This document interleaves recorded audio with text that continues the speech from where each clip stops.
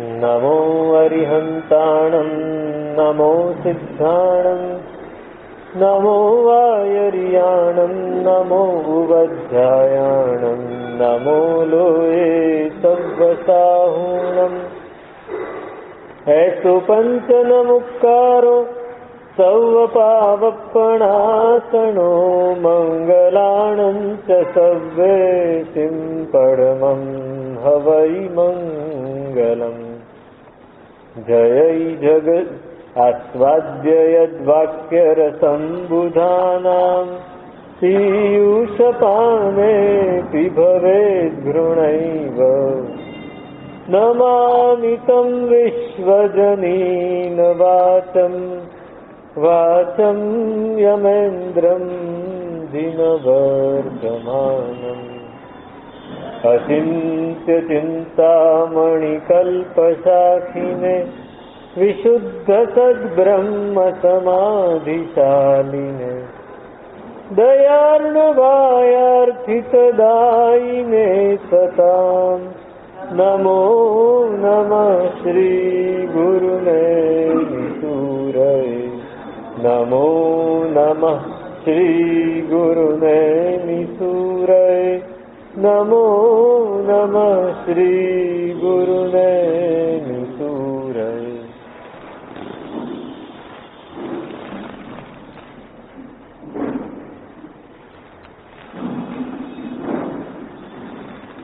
સાહેલા હે ઉદ્ગલ તેલન ખેપ જેહને શુદ્ધ જેહના શુદ્ધ દશાદ હે રે લાલ. શ્રીનય વિજયજી સુશિષ્ય વાચક જસ ઇની પરે કહે રે લાલ. કુંથુ જિનેશ્વર દેવ રત્ન દીપક અતિ દીપતો હોલાલ. પરમાત્મા એ રત્ન દીપક જેવા અને એમને આપણા ચિત્તમાં પધરાવવાના છે, આપણા મનમાં એમને લઈ આવવાના છે. આવી જ જશે. જો મન શુદ્ધ હશે તો પરમાત્મા તરત જ આવી જશે.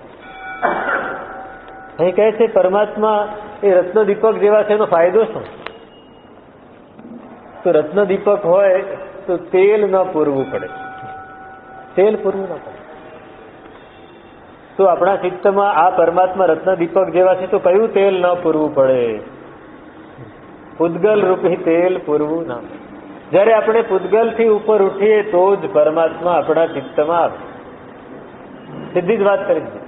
પૂદગલ થી જ્યાં સુધી ઉપર નહીં ઉઠીએ, આપણે તો પરમાત્મા દેરાસરમાં જઈએ તો પૂદગલ થી ઉપર નથી ઉઠી શકતા. ત્યાં પણ આપણને પૂદગલ જ ગમે. અરે આંગી બહુ બરાબર નથી થઈ, અથવા આંગી સરસ થઈ, ચક્ષુ બરાબર ફિટ નથી કર્યા. ચક્ષુ તો જેવા હોય, આપણી દ્રષ્ટિ કેવી છે? આપણી દ્રષ્ટિ. આપણે આંગીના દર્શન કરવા જઈએ કે પરમાત્માના દર્શન કરવા જઈએ કે મૂર્તિના દર્શન કરવા જઈએ કે ભગવાન પાર્શ્વનાથ ભગવાનના દર્શન કરવા જઈએ? કોના દર્શન કરવા? ના, હું જ કઉ છું, તમારે બોલવાની જરૂર નથી. વિચારવાનું જ છે, આપણી અંદર ઉતારવાનું છે અને ઘૂંટવાનું છે. આ પરમાત્માને જોયા પછી શું યાદ આવે? કોઈ વ્યક્તિ મળે તો શું યાદ આવે? અનિલભાઈ આવ્યા તો મને કંઈક કામ હશે તો યાદ આવશે, અથવા તમે એના ટ્રસ્ટી છો એવું યાદ આવશે, કંઈ પણ યાદ આવશે. એમ પરમાત્માને જોવાથી શું યાદ આવશે? શું યાદ આવશે? આપણે વિચારવાનું. આ પરમાત્માને જોઈને શું યાદ આવવું જોઈએ? શું યાદ આવવું? વીતરાગતા યાદ આવી જોઈએ, વીતરાગતા યાદ આવી જોઈએ, નિસ્પૃહતા યાદ આવી જોઈએ, અનંત જ્ઞાન, અનંત દર્શન, અનંત ચારિત્ર યાદ આવવું જોઈએ, સ્વભાવમાં સ્થિરતા યાદ આવી જોઈએ. આ બધું હશે ને તો આપણું ચિત્ત પૂદગલથી ઉપર ઉઠી શકશે. આપણે એ બધું યાદ જ નથી કરતા. આપણને મેરુ પર્વત યાદ આવે, સારું છે, એ પણ યાદ તો નથી આવતો, યાદ કરવો પડે છે. મેરુ પર્વત યાદ કરવો પડે છે, પરમાત્માનો અભિષેક યાદ કરવો પડે છે. મેરુ શિખરે નવરાવે હો સુરપતિ મેરુ શિખરે. આપણે ગાતા હોઈએ પણ ગાતી વખતે પણ એ પરમાત્મા તો યાદ આવતા જ નથી. એ પરમાત્માનું એ સ્વરૂપ તો યાદ આવતું જ નથી. પરમાત્માને મેરુ શિખર ઉપર નવરાવતા હતા તો એ પરમાત્માને કાંઈ લેવા દેવાનું હતી? કાંઈ લેવા દે? એ તો નિષ્પૃહ હતા. એમને એવું હતું ને, અરે 64 ઇન્દ્રો, આટલા બધા અસંખ્ય દેવી દેવતાઓ મારા અભિષેકમાં આવે, મારું વટ કેટલું, મારું વર્ચસ્વ કેટલું, એવો વિચાર આવ્યો કઈ? મને આવી જાય. મારા વ્યાખ્યાનમાં જો આજે 50 જણા આવે, કાલે 500 આવે તો મને એમ થઈ જાય, હા લોકોને મારું વ્યાખ્યાન ગમી ગયું લાગે છે. મને આવી જાય. પરમાત્માને એવું કાંઈ જ નથી. આ તો પૌદ્ગલિક પરિસ્થિતિ છે. એની સાથે શું લેવા દેવા? એની સાથે શું લેવા દેવા? ઘરમાં રહે કે ઘરની બહાર રહે, એમને કઈ જ લેવા દેવા. એટલે જ પરમાત્મા, મહાવીર સ્વામી પરમાત્માએ વર્ધમાન કુમારે શું પ્રતિજ્ઞા લીધી કે જ્યાં સુધી માતા પિતા જીવતા હોય ત્યાં સુધી મારે દીક્ષા લેવી નહીં, ત્યાં સુધી મારે વૈરાગ્ય ધારણ ન કરવો, એવી પ્રતિજ્ઞા નથી લીધી. વૈરાગ્ય તો જન્મથી જ હતો. વૈરાગ્ય તો પૂર્વ ભાવથી જ હતો. વિતરાગતા તો ત્યારથી જ શરૂ થઈ ગઈ. તો જ વિતરાગતા કયા ભાવથી શરૂ થઈ હશે આપણને ખબર છે? આપણે આ ભાવથી વિતરાગતા શરૂ કરીશું તો ક્યારે મોક્ષ થશે હજી નક્કી નથી. ઘણા ભાવો, પણ શરૂઆત અહીંથી કરવી પડશે. વિતરાગતાની શરૂઆત અહીંથી કરવી પડશે. નિષ્પૃહતાની શરૂઆત અહીંથી કરવી પડશે. આપણે અહીંથી જો શરૂ નહીં કરીએ, પૂતગલ પ્રત્યેનો જે આપણો જે રાગ છે, પૂતગલ પ્રત્યેની આસક્તિ છે ને, અહીંથી છોડવાનું શરૂ કરવું પડશે. જો એને અહીંથી આપણે શરૂ નહીં કરીએ તો એ ભાવ, આપણે જે ભાવમાં મોક્ષે જવાના ત્યાં ક્યાંથી શરૂ થશે? વલ્લીનાથ પરમાત્મા સવારે દીક્ષા અને બપોરે કેવલ એક દિવસમાં 5 જ્ઞાનના અનુભવ કરે. દીક્ષા પહેલા 3 જ્ઞાન છે, દીક્ષા લેતા આવે તો જ્ઞાન, અને દીક્ષા લીધા પછી કેવલ જ્ઞાન. પણ એ તો આપણને દેખાય છે. પણ એમની પરિસ્થિતિ કેવી હતી? જન્મતા વેત જ, જન્મથી જ, જન્મતા પહેલા જ એ નિષ્પૃહ જ હતા, એ વિતરાગી જ હતા. આ તો જે કર્મો હતા એ એમને ભોગવવાના હતા. સંસારમાંથી પસાર થઈ જવાનું, સંસારમાંથી પસાર થવું. આપણે સંસારને પૂરેપૂરો અનુભવીને બહાર નીકળીએ છીએ. એ પણ અનુભવ્યા વગર, પોતાનો અનુભવ એટલો હતો અંદરનો કે સંસારનો અનુભવ કર્યા વગર બહાર નીકળી ગયા, પસાર થઈ ગયા. એટલે પૂતગલ તેલ ન ખેપ, પૂતગલનો તેલ એમાં નાખવું નથી પડતું. આપણને એમ થાય કે અમે તો આ બધા બંધનથી બંધાયેલા છીએ. બંધન, આપણે કાલે જ વાત થઈ, બંધન આપણે જાતે જ બાંધ્યા. આપણે જાતે બાંધ્યા છે આ બંધન. કોઈ આપણને ક્યાં બાંધવા આવ્યું છે?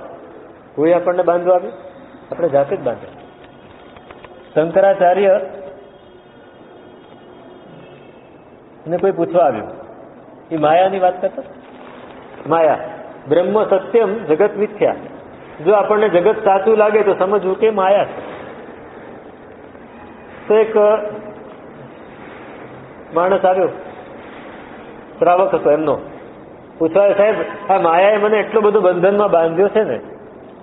તો કે ભાઈ, માયા તને બાંધી નથી શકતી, તે માયાને બાંધી છે. માયા મેં જ બાંધી છે ભાઈ. આ માયા આપણને બાંધી જ ન શકે. માયા કઈ કરવાની જ નથી. હું પોતે જ માયાને બાંધી. તેનાથી છૂટવું કઈ રીતે? તો કે છૂટવું નહીં પડે, તારે છોડવી પડશે. છોડવી પડશે, માયાને છોડવી પડશે. આપણે જાતે બંધન બાંધ્યા છે, એનાથી છૂટવું છે. પૂતગલના બંધન, માયાના બંધન, સંસારના બંધન, એનાથી છૂટવું છે. પરમાત્માએ પહેલેથી એ બંધન તોડવા માંડ્યા. પરમાત્માએ, મહાવીર સ્વામી પરમાત્માની વાત વિચારીએ તો નંદન ઋષિના ભાવ, એના કરતા પહેલા પણ પ્રિય મિત્ર ચક્રવર્તીના ભાવથી જ એમણે એ બંધન તોડવા માંડ્યા. એની શરૂઆત તો નૈસારના ભાવથી શરૂ થઈ. નૈસારના ભાવથી શરૂ થઈ. આ બંધન આપણે તોડવા પડશે. રોમ, ઇટાલી છે ને, એનું મુખ્ય શહેર છે રોમ. એ ત્યારે ગ્રીસ અને રોમ આ બે મોટા મોટા શહેરો હતા. પણ બંને વચ્ચે બહુ જ ગજગ્રહ ચાલે, શત્રુતા. રોમવાસીઓ એમ વિચારે કે ગ્રીકોને અમારે મારી નાખવા છે, ગ્રીકો એમ વિચારે કે અમારે રોમનોને મારી નાખવા. બંને વચ્ચે લડાઈઓ થાય, વારંવાર એકબીજા ઉપર હુમલા થાય. અને એ વખતે રોમનો બહુ જ પ્રબળ થઈ ગયેલા. એટલે ગ્રીકો વિચારે જ્યારે લાગ મળે ત્યારે રોમનો ઉપર હુમલો કરી દેવાનો. એકવાર ગ્રીકોએ લાગ જોઈ લીધો અને બધા ભેગા થઈને હુમલો, રાજા હતો એની નિગરાનીમાં બધાએ હુમલો કરી દીધો. રોમનોને ખબર પડી, બધા ભાગ્યા. બધા એવા ભાગ્યા જંગલમાં જતા. હવે કેટલાક પકડાઈ ગયા, બધા તો ભાગી ના શકે. સૈનિકો આવ્યા, ઘણા 50-100 જણા પકડાઈ ગયા. પેલા ભાગેલા હતા તો જંગલમાં જતા રહ્યા હતા કે આ લોકો જાય પાછા, એટલે આપણે પાછા આવી જઈશું. 100 જણા જે પકડાયા હતા એમને નાખ્યા જેલમાં, અને જેલમાં જે બેડીઓ હતી, હથકડીઓ હતી, બધાને બાંધી દીધી. હવે કોઈ એમની સામે પ્રતિકાર કરે એવું હતું નહીં. એટલે ગ્રીકો મોજ મજામાં પડી ગયા. એવા મોજ મજામાં પડી ગયા, રોમનો પાસે સમૃદ્ધિ ઘણી બધી હતી. ગ્રીકો ત્યાં આવ્યા અને એ મોજ મજામાં પડી ગયા. રોમનો તો જંગલમાં છે, પેલા લોકો જેલમાં છે. મોજ મજામાં પડી ગયા. એમાં બન્યું એવું કે જેલના જે ચોકીદારી હોય, પહેરેગીરી હોય, એ બધા એ પણ મોજ મજામાં પડી ગયા. એટલે ત્યાં કોઈ સંભાળવા વાળું રહ્યું નહીં. એટલે આ બધા ઓલા લોકોને એમ કે આ બેડીઓ બાંધી છે, જવાના ક્યાં છે? આ બધાએ નક્કી કર્યું અંદર અંદર સંતલસ કરીને કે આ જલસા કરે છે, આપણે નીકળી જઈએ. પણ આ બેડી બાંધી તો બેડી સાથે, પછી બેડીને તોડવાનો ઉપાય તો મળી રહે. બેડીને તોડવાના ઉપાય તો મળી રહે. તો બધાએ રાત માથે લઈને ભાગી ગયા અને જંગલમાં પહોંચી ગયા. 100 જણા, બધાને બેડી બાંધેલી. હવે બેડી તોડે કોણ? બેડી તોડે કોણ? બધા જંગલમાં તો પહોંચી ગયા, પણ કે આપણે આ બેડી વાળા છીએ, જે જો આપણને જોશે, પેલા લોકો તપાસ કરવા નીકળશે તો આપણને પકડી જશે. બેડી કોણ તોડી આપે? બધાએ રડે છે, બધાએ રડે છે. તો એક માણસ હસતો હસતો બહાર આવ્યો અંદર.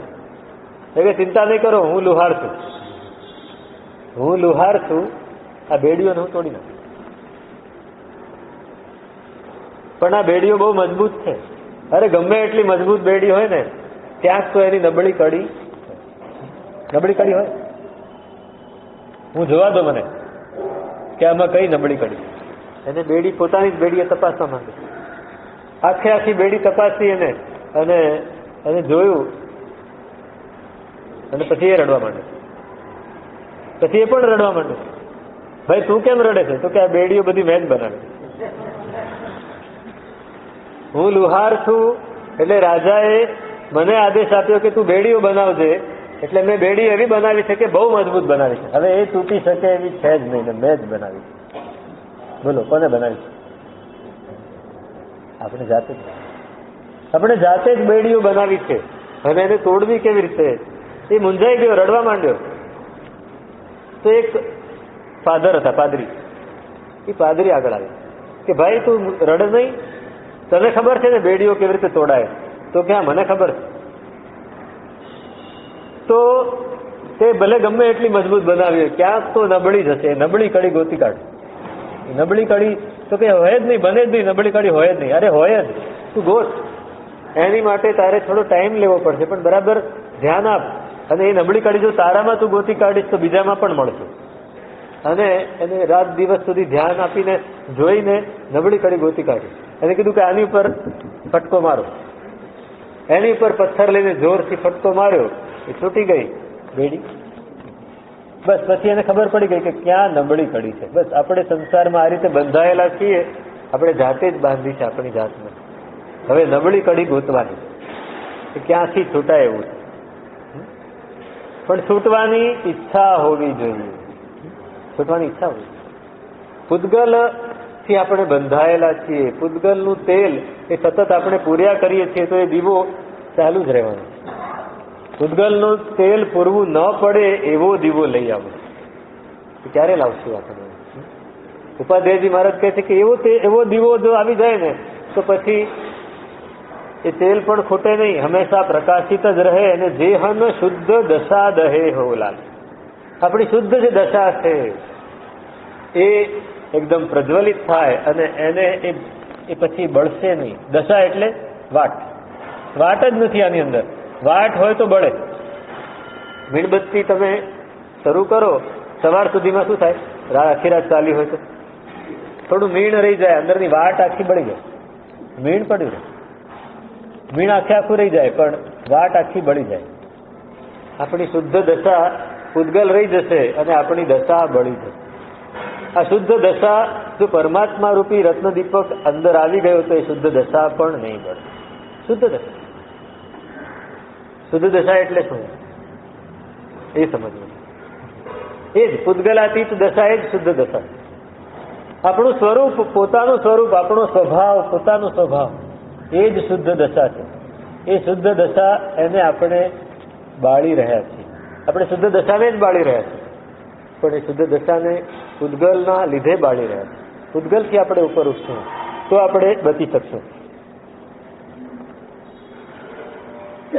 એની માટે જાગવું પડે, આત્મનિરીક્ષણ કરવું પડે, પોતાનું પરીક્ષણ કરવું પડે. ચિત્તવૃત્તિ આપણી સમક્ષ હંમેશા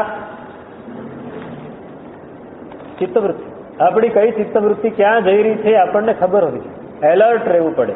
એલર્ટ રહીશું તો એ શુદ્ધ દશાને આપણે બચાવી શકશું. એલર્ટ નહીં રહીએ, શુદ્ધ સ્વભાવ આપણને ખબર જ નહીં. એલર્ટ રહેવું.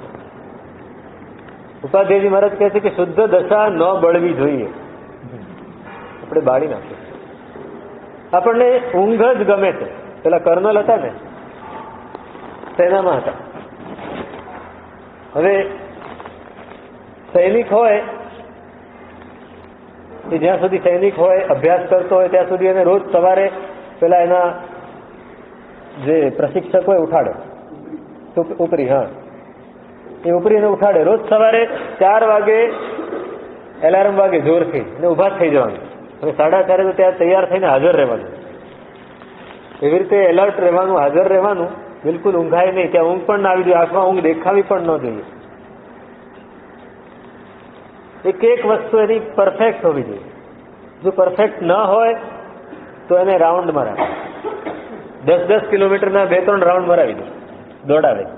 આ સજા થાય, તરત જ સજા થાય. સવારે બરાબર 4 વાગે ઉઠી જ જવાનું વર્ષો સુધી. હવે એ સૈનિકમાંથી પછી ધીમે ધીમે કેપ્ટન બને, મેજર બને, કર્નલ બને, જનરલ બને, ત્યાં સુધી જવાનું એને, સેનાપતિ સુધી. પણ પોતે મોટા થયા, પોસ્ટ ઉપર આવ્યા એટલે ઊંઘવાનું તો મળે જ નહીં. એને પણ ઉઠી જવું પડે, કારણ કે એને પેલાની સલામ ઝીલવાની. સૈનિક સલામ કરે તો સામે આણે પણ એને ઝીલીને એને સામે સલામ આપવી પડે. એ પણ એ જ રીતે તૈયાર થઈને એને આપવું પડે. તો આ કર્નલને વર્ષો સુધી સવારે 4 વાગે ઉઠવાનું એટલે ઉઠવાનું જ, એવી આદત પડી ગઈ. સવારે અલાર્મ વાગે, અવાજ આવે, જલ્દી ઉઠો એટલે ભાગીને ત્યાં તૈયાર થઈને જવાનું. રિટાયર થયા, રિટાયર થઈ ગયા. સવારે રોજ ઉઠવાનું. હવે રિટાયર થયા પછી તો જરૂર નથી ઉઠવાની, એટલે ઘરે આવ્યા પણ ચેન ન પડે. સવારે તો ઊંઘ ઉડી જ જાય ને, છતાં એને વિચાર્યું કે ના, મારે સુઈ જ જવું છે. 4 દિવસ બહુ વિચાર્યું, પણ 4 વાગે ઊંઘ ઉડી જ જાય. એટલે થયું કે હવે આનું કંઈક કરવું પડે. એટલે પોતાના માણસને કીધું. નોકર હતો, ઓર્ડરલી હતો. એને ઓર્ડરલી કહેવાય. જે એના ઓર્ડર હંમેશા કરે એને ઓર્ડરલી. એ ઓર્ડરલી હતો, એને બોલાવ્યો કે રોજ જો તારે રોજ સવારે 4 વાગે ઘરમાંથી એક થાળી લઈને જોરથી વગાડવાની, ઉઠાડો. એમ બી ઊંઘ ઉડી જ જાય છે, પણ આ હું એલર્ટ થઈ જઈશ. પણ સાહેબ આપણે હવે ઉઠવાની જરૂર નથી. તો કે ના, હું કહું છું એ પ્રમાણે કરું. 4 વાગે તારે જોરથી થાળી વગાડવાની. પછી શું કરવાનું? તો કે પછી હું ઉઠીશ.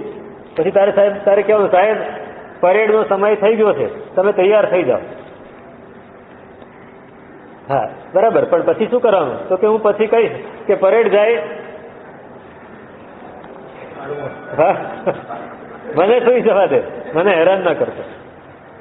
આટલા વર્ષોથી જે હેરાનગતિ ભોગવી છે ને, હવે છોડવી. પણ આવી રીતે છોડવી છે. આપણે આ કહ્યું, આપણને જાગવાનું મળ્યું છે, પણ આપણે ઊંઘી જઈએ છીએ. આપણને ઊંઘવાનું એટલું બધું ગમે છે.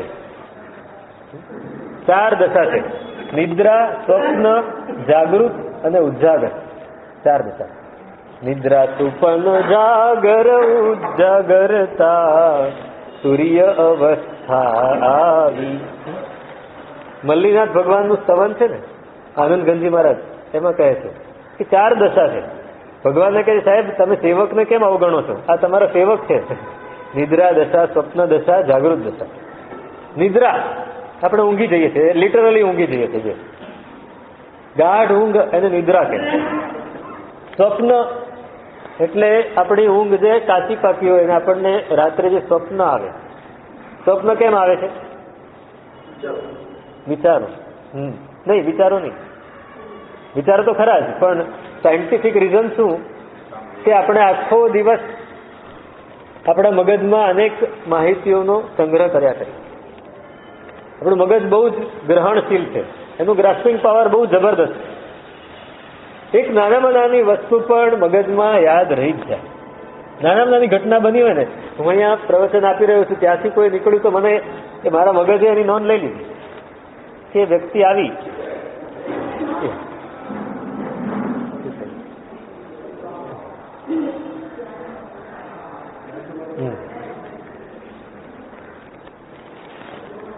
એક ઘટના બની, આપણા મગજે એને યાદ રાખેલું. આવી આખા દિવસમાં અસંખ્યાતી ઘટનાઓ બને. એટલે અસંખ્યાતી એટલે એમ આપણે જેને ગણી ના શકીએ એટલી બધી ઘટનાઓ બને, અને મગજ એને સતત યાદ રાખે. એટલે એની મેમરી ફૂલ થઈ જાય. એની મેમરી ફૂલ થઈ જાય. તમે મોબાઈલ વાપરો છો ને, રાત્રે 12 વાગ્યા પછી એમાં મેમરી ફ્રી કરે, ફ્રી સ્પેસ કરે. એમાં એવું સોફ્ટવેર મૂકેલું હોય કે આખા દિવસમાં તમે જે પણ એને વાપર્યું હોય એની કેશ મેમરી કહેવાય. કેશ મેમરી, એ કેશ મેમરી એની અંદર ભરાઈ ગઈ હોય. એ કેશ મેમરીને કાઢવા માટે રાત્રે એમાં એક સેટિંગ કરેલું હોય કે 12 વાગ્યા પછી એમને ખબર છે કે 12 વાગ્યા પછી નથી વાપરવાનું. અત્યારે તો આપણે બધા 3-4 વાગ્યા સુધી વાપરતા હોય, પણ 12 વાગ્યા પછી એ સ્પેસને ફ્રી કરી દે. એટલે બીજે દિવસે તમારો મોબાઈલ પાછો એવો રિફ્રેશ હોય. એ રીતે મગજ ઉપરથી એ લોકોએ આ કન્સેપ્ટ લીધો કે મગજ પણ રાત્રે આવું કરે. શું કરે?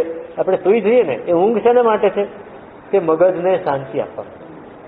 મગજ હવે આખો દિવસ આપણે જાગતા હોઈએ તો કંઈક ને કંઈક થયા જ કરે, એ અંદર સ્ટોર થયા કરે. રાત્રે હવે આપણે કંઈ કરવાના નથી, એટલે મગજ એનું કામ કરે છે. પેટ પણ એનું કામ કરે છે. 2 મુખ્ય અંગ છે, એક મગજ અને એક પેટ. પેટમાં ચયાપચયની ક્રિયા ચાલુ થાય, મેટાબોલિઝમ, અને રાત્રે મગજમાં આ અને સાફ કરવાની ક્રિયા થાય. એમાં ગાઢ ઊંઘ આવે ત્યારે કાંઈ ન થાય, પણ જ્યારે સ્વપ્ન આવે, એ સ્વપ્ન શેના માટે આવે? કે આખા દિવસમાં જે પણ વિચાર્યું છે એમાંથી જે જરૂરી છે રાખી અને બાકીનું બધું ગાળી નાખવાનું. એ ગાળી નાખવા માટે સ્વપ્ન છે ને એ ચાળણીનું કામ કરે. સ્વપ્ન આવ્યું, આખી રાતમાં આપણને નહીં તો 50-60 સ્વપ્ન આવી જતા હશે, પણ આપણને યાદ કયા રહે? ભૂલી જવાના. જેમાં જે આપણને બહુ અપીલ કરી ગયું હોય એવું કોઈક સ્વપ્ન યાદ રહી જાય, એટલે આપણે કહીએ કે અમને સાહેબ આવું સ્વપ્ન આવ્યું, પણ એ સિવાય બીજા 50 આવ્યા. એ બધું ચાલણીમાં સાફ થઈ જાય. એ સાફ થઈ જાય એટલા માટે સ્વપ્ન. તો આ બીજી દશા છે સ્વપ્ન દશા. ત્રીજી દશા છે જાગૃત દશા. અત્યારે આપણે જે જાગીએ છીએ, આ જાગૃત દશા એ જાગૃત નિદ્રા છે. જાગૃત નિદ્રા. કારણ કે આપણે આપણા સબકોન્શિયસ માઇન્ડ, અવચેતન ચિત્તની દોરવણી હેઠળ સતત પ્રતિક્રિયા કર્યા કરીએ. સતત પ્રતિક્રિયા કરીએ. તો આ છે ને, આને જાગૃત દશા કહેવાય. એટલે હું ઈચ્છું છું એવું નથી કરતો, અંદરથી જે આદેશ આવે છે એવું કરે. સામે કોઈ વ્યક્તિ આવી, સમજો કે અનિલભાઈ આવ્યા, અને મેં વિચાર્યું છે કે મારે કોઈની ઉપર રાગ દ્વેષ કરવા નથી, પણ સબકોન્શિયસ તરત જ રાગ દ્વેષ કરાવશે. એ તો બહુ સારા છે. આ વ્યક્તિ બહુ સારી છે, અને મારી સાથે બહુ સારો સંબંધ છે, એ મારું બધું કહ્યું માને છે, એટલે એને બહુ સરસ આવકાર આપો. એમ અંદરથી તરત જ આદેશ આવશે ને હું એ આદેશ પ્રમાણે જ કરીશ. અને કોઈક વ્યક્તિ છે જે મને અણગમતી છે, અથવા મારી સાથે એની દુશ્મનાવટ છે, અને એ વ્યક્તિ અંદર આવશે, તરત જ અંદરથી આદેશ આવશે, ભાઈ આને બહુ આની સામે સ્માઇલ પણ નથી આપવું, આની બહુ નોંધ નથી લેવી, એને બરાબર ખબર પડવી જોઈએ કે તમે ખોટું કર્યું છે. આ કોણ કરશે? સબકોન્શિયસ. એટલે સબકોન્શિયસ આ કર્યા કરશે. એટલે જાગૃત દશા એ પણ નિદ્રા આપણા પોતાના કંટ્રોલમાં નથી. આપણે પોતાના કંટ્રોલમાં નથી. પોતાના કંટ્રોલમાં નથી.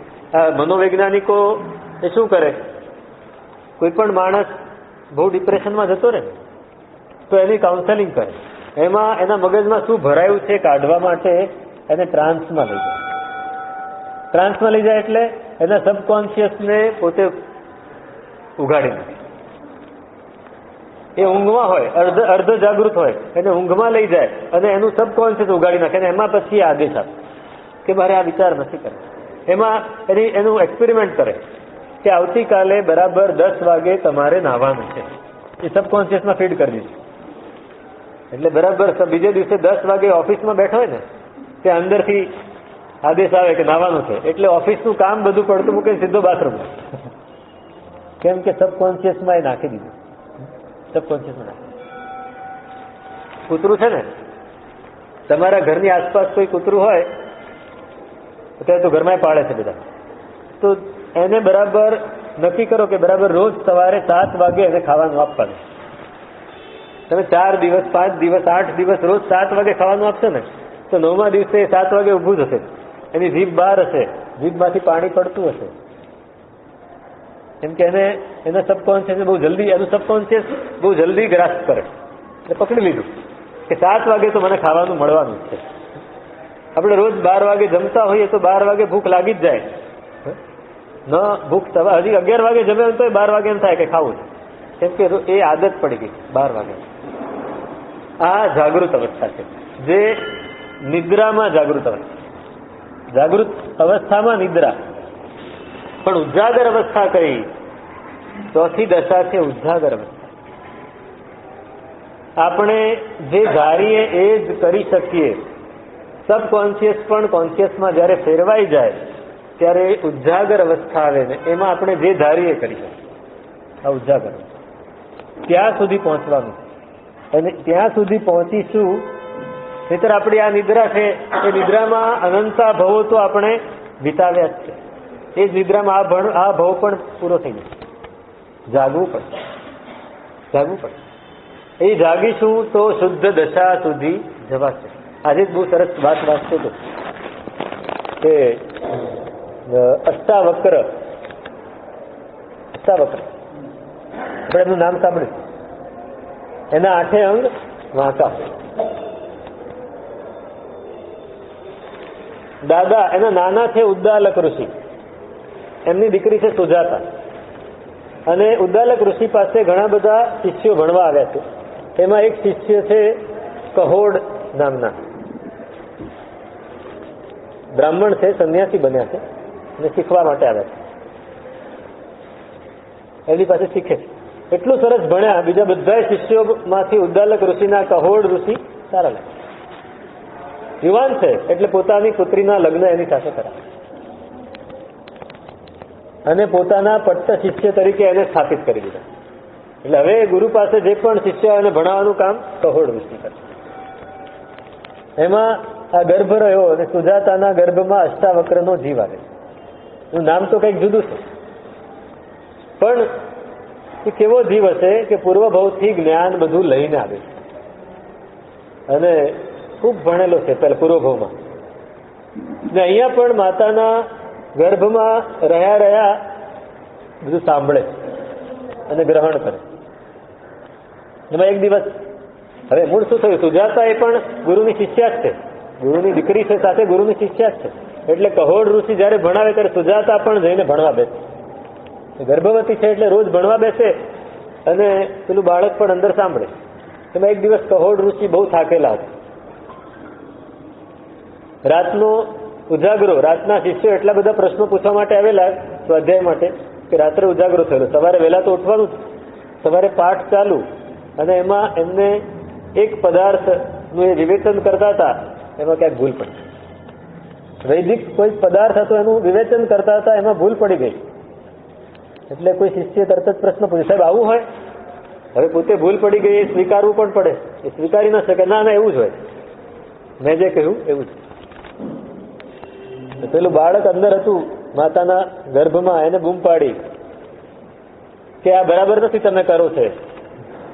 એનો અર્થ આવો થાય, તમે પદાર્થનું વિવેચન બરાબર નથી કર્યું. કહોડ ઋષિ આ કોણ બોલે? ચારેકોર નજર ફેરવી, કોઈ મળ્યું નહીં. ફરી એને ના ના હું મેં જે કહ્યું બરાબર જ છે એમ કહેવા લાગે ત્યારે ફરીથી અવાજ આવે. તો કે તમે કોણ બોલો છો? તો કે પિતાજી હું આપનો પુત્ર છું, માતાના ગર્ભમાંથી બોલું. અને આવે ગુસ્સો, બધાની વચ્ચે એનું ડિવેલ્યુએશન થઈ ગયું. તો કે તું હજી જન્મ્યો નથી ત્યાંથી જ બાપાના દોષ જોવા માંડે. કોઈ પણ વસ્તુને જોવાના બે એંગલ હોય. એક એંગલ છે પોઝિટિવ ને એક નેગેટિવ. આપણે નેગેટિવ એંગલ પકડી લીધું કે તું હજી જન્મ્યો નથી તે બાપાના દોષ જોવા માંડ્યો. બાપાને પિતા ક્યાં વાંકા છે જોવા માંડ્યો, પિતાની વક્રતા જોવા માંડ્યો. તારું આખું શરીર વક્ર થયું, તારા 8 અંગ વક્ર. શાપ આપી. એની માતા રડવા માંડી, આવું શાપ કેમ આપો છો? તો કે ના, એને એની ખબર પડવી જ જોઈએ, પિતાના દોષ ન બોલાય. બાળક એ જ્ઞાની હતું, એને તો સ્વીકારી લીધું. જન્મ્યો ત્યારે 8 અંગ વાંકા, હાથ પગ માથું પેટ પીઠ બધું જ વાંકું. 8 અંગ કહેવાય ને. આપણે પંચાંગ પ્રણિપાત કરીએ, આ લોકો સાષ્ટાંગ દંડવત કરે. સાષ્ટાંગ એટલે શું? 8 અંગ. આ 5 તો ખરા, એટલે પેટ છાતી અને આ પીઠ આ બધું જ નીચે વળે એટલે સાષ્ટાંગ. 8 અંગ એના વાંકા. નાનપણમાં હવે એનો જન્મ થયો એની પહેલા એવું બન્યું કે એક બંદી નામના વાદી પંડિત આવ્યા અને એમણે કહ્યું કે જે મને વાદમાં જીતી લે એને હું ઇનામ આપીશ, પણ જો હું એને જીતી લઈશ તો હું એને નદીમાં ડુબાડી દઈશ. બધાની સાથે વાદ કર્યો, બધાને જીતી લીધા. કહોડ ઋષિ બાકી હતા. ગુરુએ કહ્યું કે તમે બહુ જ્ઞાની છો, તમે આને જીતી લાવો અને બીજા બધાને જો બચી જાય તો છોડાવી લાવો. એ પણ ગયા, હું તો જીતી જ લઈશ. પણ એવા પ્રશ્નો પૂછાયા કે જવાબ ન આપી શક્યા, એ પણ હારી ગયા. એને પણ લઈને જતા. આ બાળકનો હજી જન્મ નથી થયો પેલા પિતાને લઈ ગયા. મોટો થયો બાળક 8 વર્ષનો. બધા છોકરાઓ સાથે, આશ્રમમાં ઘણા બાળકો છે બીજા, એની સાથે રમે. હવે આ એટલો બધો હોશિયાર કે દરેક વસ્તુમાં એનો નંબર પહેલો આવે. એનો નંબર દરેક વસ્તુમાં પહેલો આવે. આજે કેમ આજે કામ શરૂ થઈ ગયું?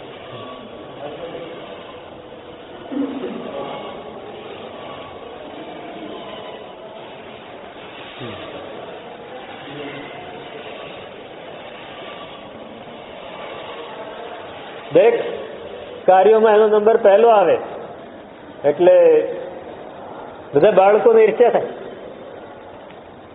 આપણે કહીએ બાળકો બહુ નિર્દોષ હોય છે. એક ચિંતકે બહુ સરસ વાત કરી કે આપણે એમ વિચારતા હોય કે બાળકો હંમેશા નિર્દોષ હોય, ઇનોસેન્ટ હોય, એને કોઈ તકલીફ, એને કોઈ બીજા સાથે કંઈ એ કોઈનું મનમાં રાખે નહીં. ના, બાળકો પણ રાખે નહીં. બાળક પાસે ક્ષમતા નથી એને અભિવ્યક્ત કરવાની.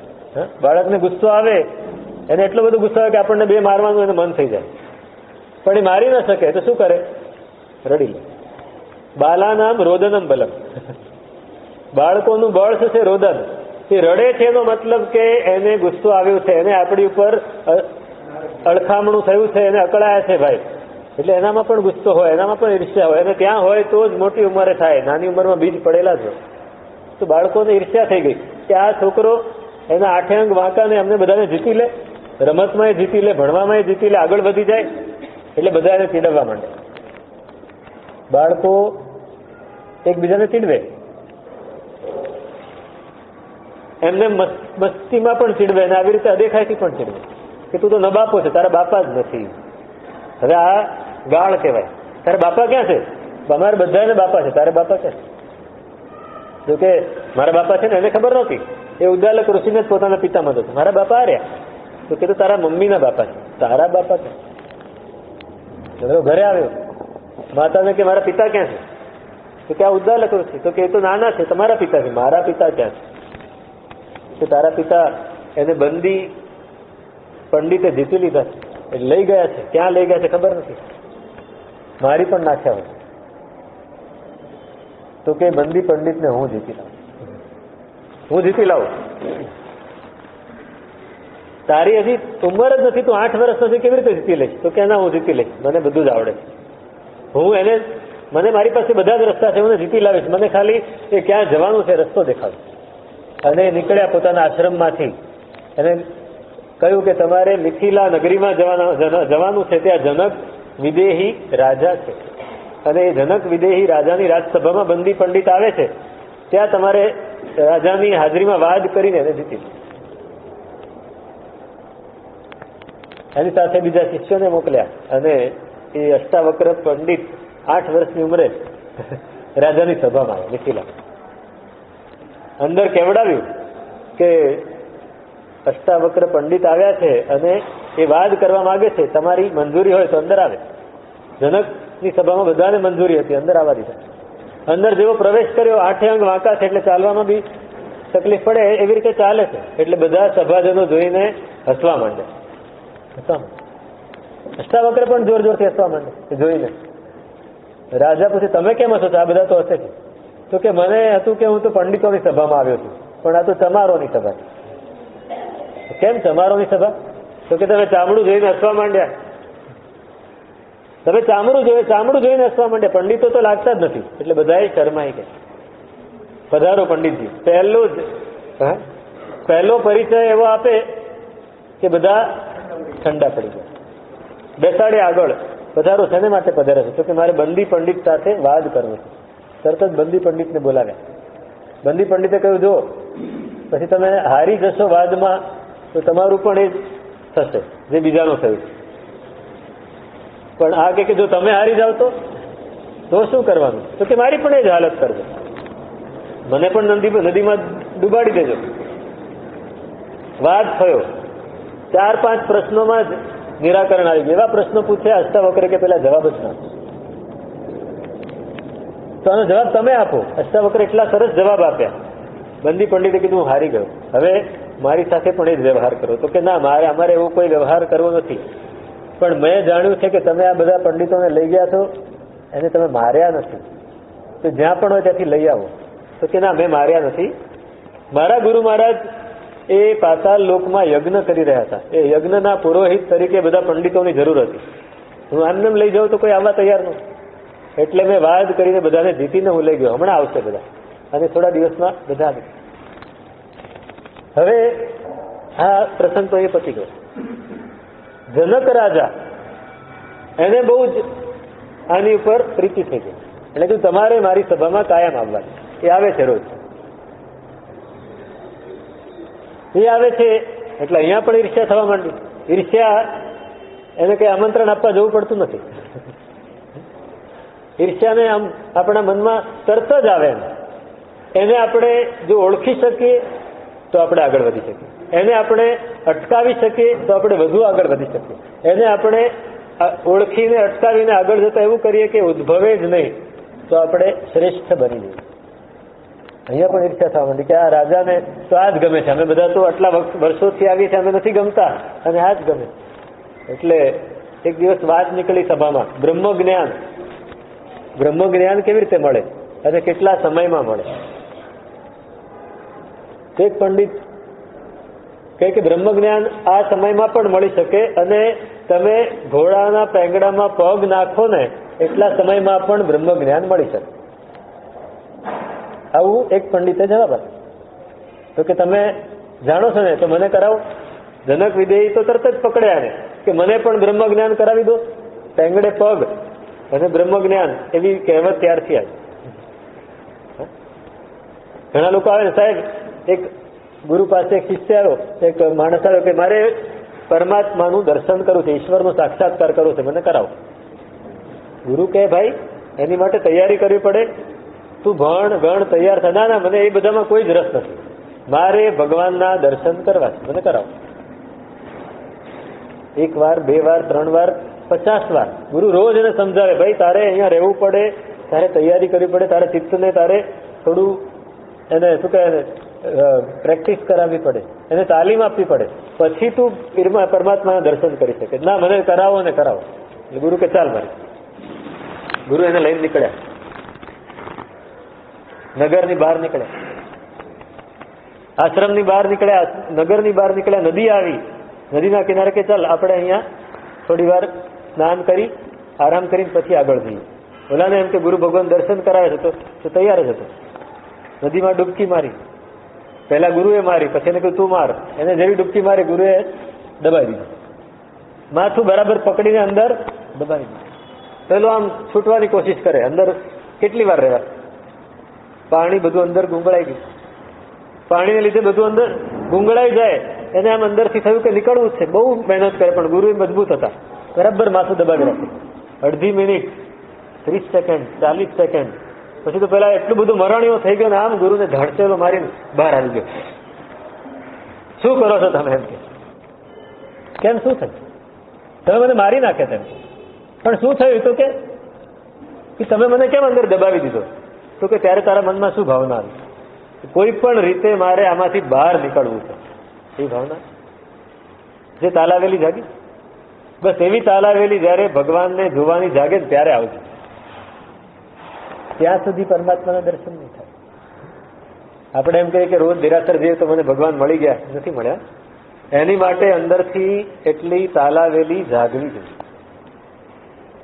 જનક રાજા કે જે મારે પણ બ્રહ્મ જ્ઞાન પ્રાપ્ત કરવું, કોણ મને પ્રાપ્ત કરાવે? પેલા પંડિતને કીધું, તમે કીધું પેંગડે પગ અને બ્રહ્મ જ્ઞાન તમે મને કરાવો. એટલા સમયમાં પણ જો બ્રહ્મ જ્ઞાન થઈ જતું હોય તો મને કરાવો. કેવલ જ્ઞાન કેટલા સમયમાં થાય? એક અંતર્મુહૂર્ત. આપણે રોજ બોલીએ છીએ, ઇક્કોવી નમુકારો જીણવર વસહસ્ત વદ્ધ માણસ સંસાર સાગરાઓ તારે નરંબ નારી. એક જ નમસ્કાર, પરમાત્માને કરેલો એક જ નમસ્કાર એ આપણને સંસારમાંથી પાર ઉતારી દે. પણ એ નમસ્કાર કેવો? એ નમસ્કાર કેવો? પેંગડે પગ અને બ્રહ્મ જ્ઞાન કેવી રીતે મળે? પેલા પંડિત કે મારી એવી કેપેસિટી નથી, આ તો મેં જાણેલું એ તમને કહ્યું. તો કોણ મને બ્રહ્મ જ્ઞાન પ્રાપ્ત કરાવે? ઈર્ષ્યાળુ હતા બધા. આંગળી આ અષ્ટાવક્ર આપના બહુ માનીતા છે ને, કો કરાવશે. જનક રાજે અષ્ટાવક્ર સામે જોયું તો કે ચાલો હું કરાવી દઉં તમને બ્રહ્મ જ્ઞાન, પણ તમારે મારી બધી જ વાત માનવી પડશે. તો કે સમર્પિત થઈ જવું પડશે. બિલકુલ તમારા મનની કોઈ વાત નહીં ચાલે, હું જે કહું એ પ્રમાણે કરવું પડશે. તો કે તૈયાર. લઈ ગયા, પોતાના આશ્રમમાં લઈ ગયા. હજી વિચારી લો, અષ્ટાવક્ર કહે છે જનક રાજા, હું જે કહું એ બધું જ કરવું પડશે. પછી કાંઈ એમાં નાનું નચ નહીં થાય, હા ના નહીં કરી શકાય, નહીં કરીએ. ગયા 2-4 દિવસ બધું સમજાવ્યું. તો કે આ બધું મારે સમજવું નથી, મારે બ્રહ્મ જ્ઞાન જોઈએ, અને એ પણ પેંગડે પગ અને બ્રહ્મ જ્ઞાન. ચાલો પેંગડામાં પગ નાખો. ઘોડો બોલાવ્યો, ઘોડાની ઉપર તાજ નાખ્યું, એની પર પેંગડું બાંધ્યું, એની પર પગ નાખો. એટલે પગ નાખવાથી તમે મને સમર્પિત છો પૂરેપૂરા? હા. મન વચન કાયાથી? તો કે હા. તો મનમાં બીજો વિચાર નથી કરવાનો, વાણીથી કાંઈ બોલવાનું નથી, હું જ્યાં સુધી ન કહું ત્યાં સુધી. કાયાથી કાંઈ પણ કરવાનું નથી. ખાણેણમ મોણેણમ જાણેણમ અપ્પાણમ બોસીરામ. આટલું કરીને હું કહું એટલે તમે પગ નાખો, પછી બ્રહ્મ જ્ઞાન ન થાય તો મને કહી. પગ નાખ્યો, મન વચન કાયાને સમર્પિત કરી દીધા, અને એમને ઉભા રહી. હલે નહીં, ચલે નહીં, કાંઈ જ ન કરે. 5 મિનિટ, 10 મિનિટ, અડધો કલાક. એક પગ પેંગડામાં છે, એક નીચે છે, હાથમાં રાસ પકડેલી છે ને આમને. એની સાથેના જે મંત્રીઓ, સેનાપતિ, સામંતો બધા હતા. રાજાને શું થઈ ગયું? તો કે રાજાને બ્રહ્મ જ્ઞાન થઈ ગયું. તમારે કઈ કરવાનું ના, તમે કઈક કરી નાખ્યું છે. અમારે રાજાને મહેલમાં લઈ જવા પડે, સારવાર કરવી પડે. રાજા હલતા નથી, ચલતા નથી. રાજાને બોલાવ્યા, રાજા જવાબ નથી આપતા. હલાવ્યા, હલતાય નથી.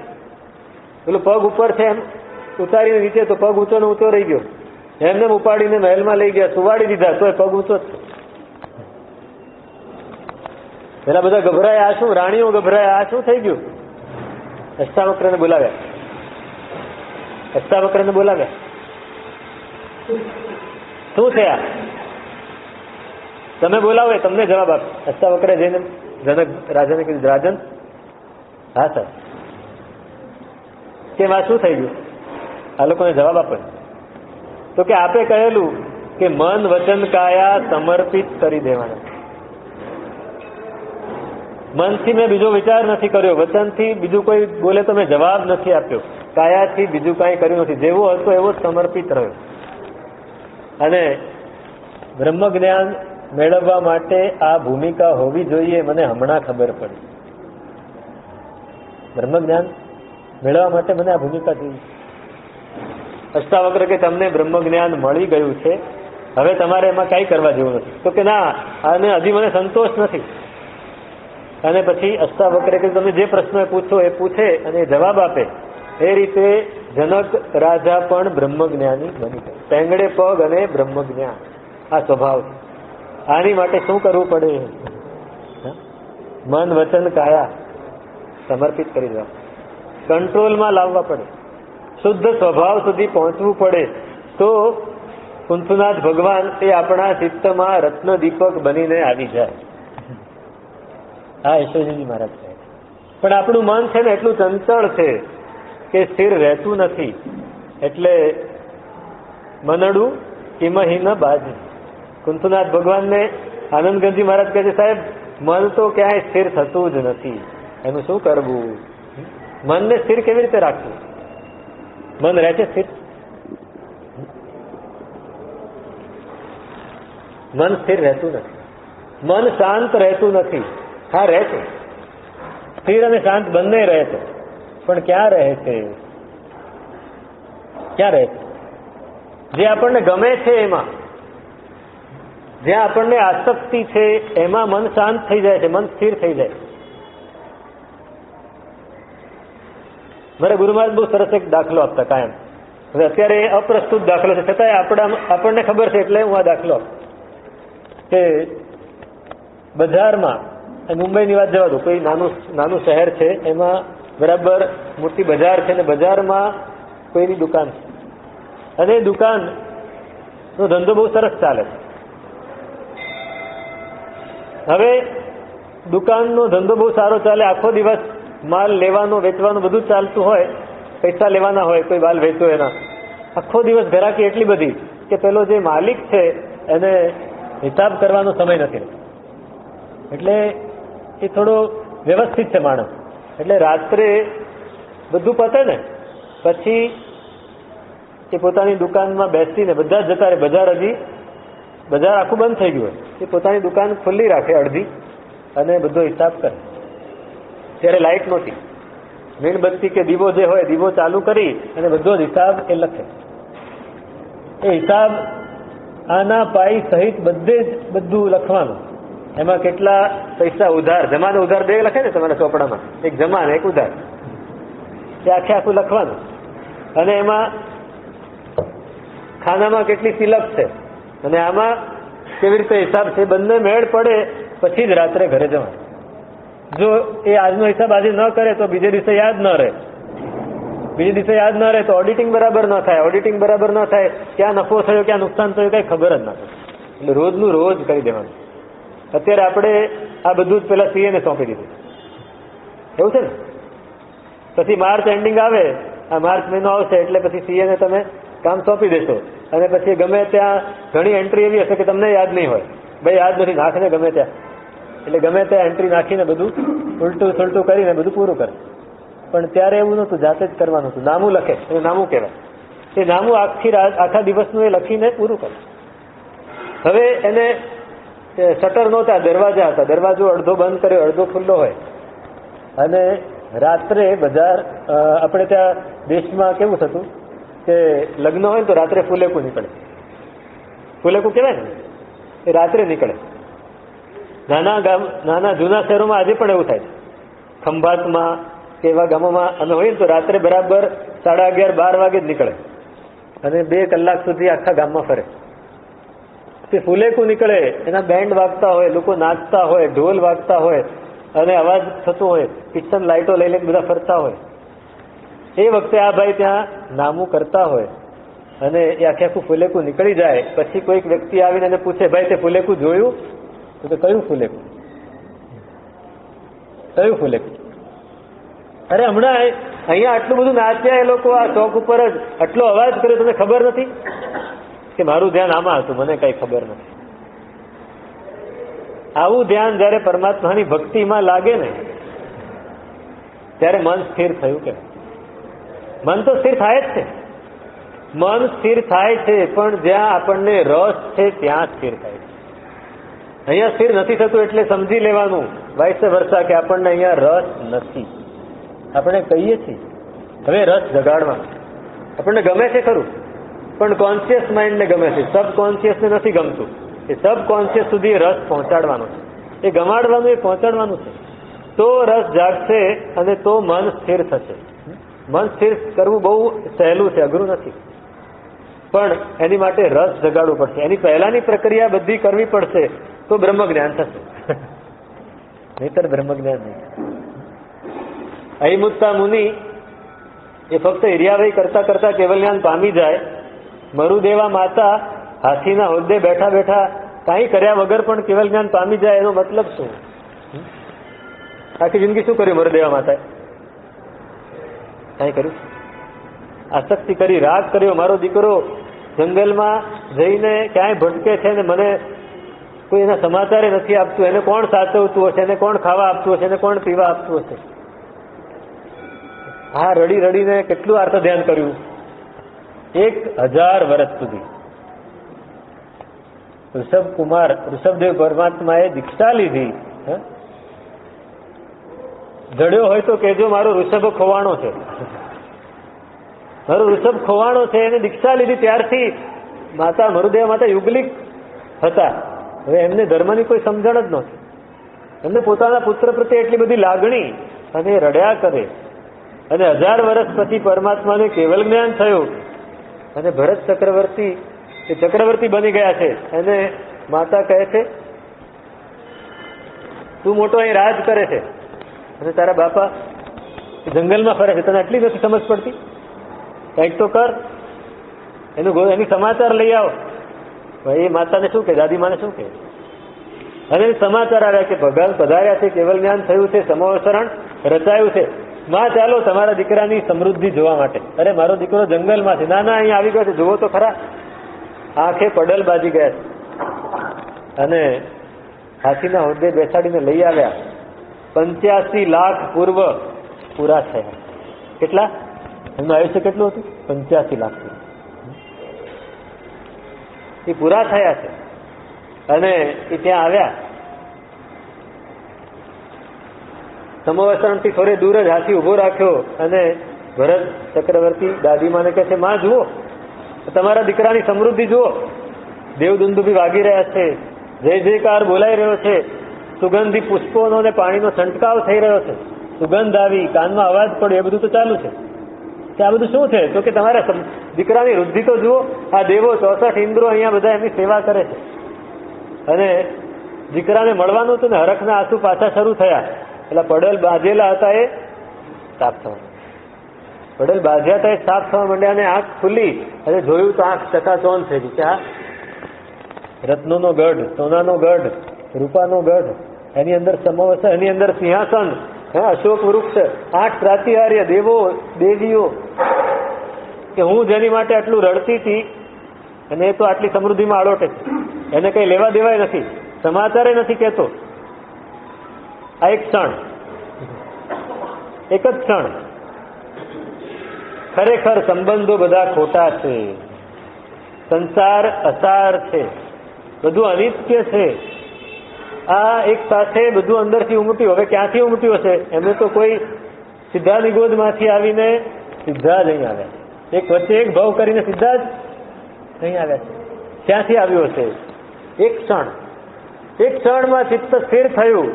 ઇક્કોવી નમસ્કારો, નમસ્કાર પોતાની જાતને કરવાનો કે હું અલગ અને એ અલગ, બંને વચ્ચે કોઈ સંબંધ નથી. આ સંબંધ સંજોગ મૂલા જીવેણ પત્તા દુઃખ પરંપરા સંહા સંજોગ સંબંધમ સંબંધ વિહેણ વસ્તી. સંયોગ સંબંધને હું છોડી દઉં છું. કઈ ભાવના ભાવી હશે એક સમયે કઈ ખબર નથી, પણ એ જે ક્ષણો હતી એમાં એ ભાવના ભાવતા ભાવતા એમને ત્યાં જ કેવલ જ્ઞાન થઈ ગયું. અને કેવલ જ્ઞાન થવા સાથે 4 ઘાતી કર્મ અને 4 અઘાતી કર્મ બધાનો એક સાથે ક્ષય થયો. ત્યાં ને ત્યાં મોક્ષ નિર્વાણ પામ્યું. ભરત ચક્રવર્તી હજી આમ કહે કે માં જુઓ, અને હજી આમ વિચારે એટલી વારમાં તો દેવદુંદુભી ત્યાં આવીને વાગવા માંડે. નિર્વાણ થયું. ભગવાનના નિર્વાણ પહેલા ભગવાનને કેવલ જ્ઞાન થયું, અને સૌથી પહેલા હજી દેશના નથી આપીને કોઈને કેવલ જ્ઞાન થાય. ચિત્ત સ્થિર થાય, ચિત્ત શુદ્ધ થાય. એની માટે આપણે પ્રયત્ન કરવાનો છે, ચિત્તને શાંત કરવા માટે. આપણી પાસે બધી જ કેપેસિટી છે, આપણી પાસે બધી જ ક્ષમતા છે. કશાયોથી આપણે બચી શકીએ છીએ. આપણે એમ કહીએ મને બહુ ગુસ્સો આવે છે, પણ તમે કોઈ ઓફિસર પાસે ગયા હો, એની પાસે કામ લેવાનું હોય ને આડાવાળા શબ્દો બોલે તો ત્યાં ગુસ્સો કરાય?